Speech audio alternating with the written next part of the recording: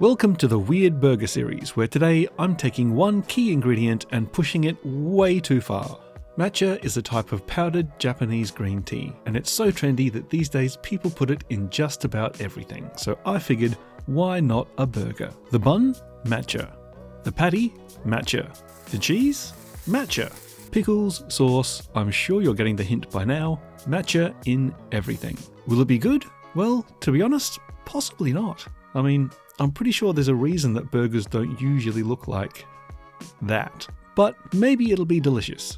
Stick around to find out. First, to prepare our matcha bun, I'm pouring some dried yeast into some warm milk. This will allow the yeast to hydrate and become active. And then into another bowl, I'm measuring out my dry ingredients. I've got some plain flour and some matcha powder. And then I'm mixing those dry ingredients together, and this is already turning a lovely shade of green. To my dry dough ingredients, I'm adding some melted butter, followed by the milk and yeast mixture, and then I'm stirring that until it comes together to make a shaggy dough. Then I'm giving it a quick knead. I'm not getting too fussy, just enough so that it comes together into a relatively smooth ball. Then I'm covering that in a bowl and popping it in the fridge to rise overnight. Now, I want the melting qualities of a classic American cheese for this burger, but I also want the cheese to be infused with matcha. So in order to achieve this, I'm going to melt down and reform my own matcha cheese slices. And to do this, I'm laying down a slice of cheese, covering it in a generous layer of matcha powder, then laying another slice of cheese on top to sandwich the matcha in between. I'm then rolling these up and putting them in a heat-proof dish. And to be honest, I thought that sandwiching the matcha in between and rolling them up would make it easier to mix the matcha in, but in hindsight, I don't think it actually made much of a difference. But regardless, it worked, and that's what counts. And I'm adding a small splash of milk for some extra moisture to make sure the cheese stays nice and gooey and mixes easily once it melts. And now it's time to get steamy. I'm filling a wok with some boiling water and placing a steamer basket over the top. I figured that steaming the cheese would be a nice, gentle and moist way of getting it nice and hot, but not too hot, so that I can mix in the matcha. So I'm popping the cheese in, covering it up, and leaving that for 10 minutes or so, or just until it's all nice and melted.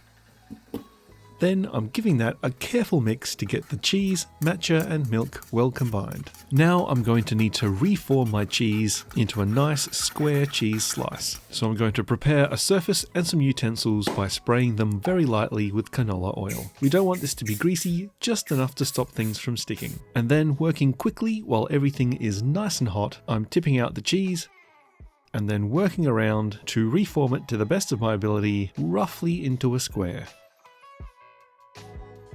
And once that's relatively square, it's going into the fridge to chill completely. Now to prep some pickles, and this is a perfect opportunity for me to use my new crinkle cut knife. Nice. Then I'm throwing these chunky pickle chips into a jar while I prepare the brine, which is simply equal parts white vinegar and water with a pinch of sugar and salt. And then to give it a little herbaceous flavour boost, I'm sprinkling in some dried dill, and of course a generous sprinkle of matcha powder. That all gets simmered together until the salt and sugar have dissolved. Then I'm pouring that over the cucumber, popping it in the fridge and leaving it to pickle for an hour or so. It's the next day and my dough has risen nicely in the fridge, so I'm taking it out ready for a second proof at room temperature. To make sure that it's white enough for a good burger patty, I'm giving it a bit of a squish to spread it out a bit, and then I'll leave that for an hour or so to double in size. And just for that little bit of extra matcha, I'm giving it an egg wash and sprinkling some more matcha over the top. And once it's ready, I'm baking that at 175 degrees Celsius for about 12 minutes. Now, a green matcha burger needs a green matcha sauce. So I'm starting with a base of Japanese mayo, and to that I'm adding a generous sprinkle of matcha powder, and to liven things up a bit, a generous squeeze of wasabi. That's consistent with the green theme, but also should give it a really nice little kick. And to add a little complimentary boost of acidity, I'm throwing in a splash of our matcha pickle brine. And to me, that looks like a pretty darn good burger sauce.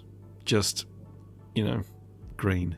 And finally, onto the main event of the burger, the beef. I've got some nice 80-20 ground beef, to which of course I'm adding a generous sprinkle of matcha. And I wouldn't normally recommend mixing burger meat too much, as it can result in a burger that's a little bit tough, but I need to get this matcha mixed in, so that's what I'm gonna do. And doesn't that look appetizing? It looks like I made burger meat out of Shrek. Somebody!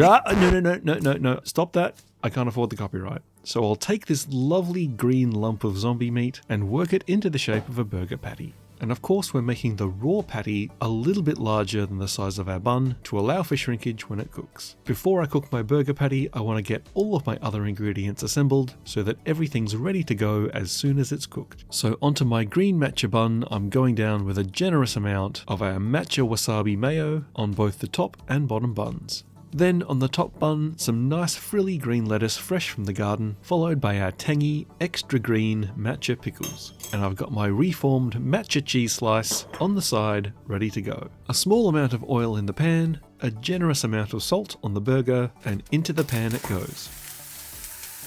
When the first side's done, I'm seasoning the other side and giving it a flip. And while that second side is finishing off, I'm laying on our matcha American cheese so that it starts to melt. And then it's time to bring it all together. And there you have it. It's a big green burger.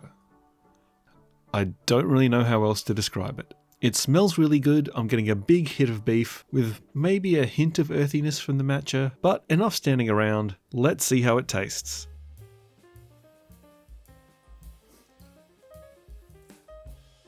Wow, really surprising. Why is it good? It wasn't really meant to be good. It was meant to be a silly experiment for fun on the internet, but it's actually pretty good. The matcha is nowhere near as overpowering as I thought it would be. Every element has a subtle hint which kind of creeps in after the main flavour of the burger goes. The meat is meaty with a nice earthy finish from the matcha. Same with the bun. The sauce, that little bit of wasabi and pickle juice really pick it up. And the weird fluoro green pickles just finish it off with a nice acidic balance. It's messy as all hell, but totally worth it.